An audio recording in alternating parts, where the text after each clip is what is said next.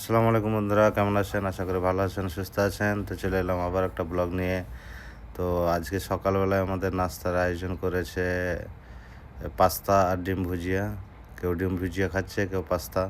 তো নাস্তা কমপ্লিট হওয়ার পরে চলে এলাম আপনার কাজের সাইডে দেখি বড় ভাইরা তিনজনে প্লাস্টার করছে।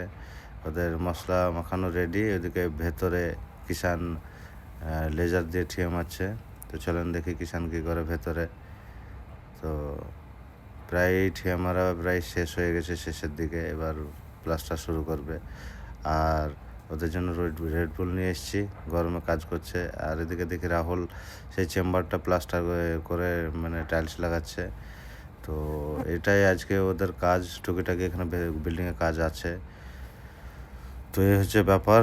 তো তারপরে আমার সে বাইকটা খারাপ হয়ে গেছে, তো বাইকটা সব ব্যবস্থা করছে। এখন মোবিল খারাপ হয়ে গেছে, মোবিলটা চেঞ্জ করব। আর চেনটা লুজ হয়ে গেছে, চেনটা টাইট দেবো। তো মোবিল বার করে দিয়েছে। মোবিলের অবস্থা খুব খারাপ, মোবিল একদম নষ্ট হয়ে গেছে।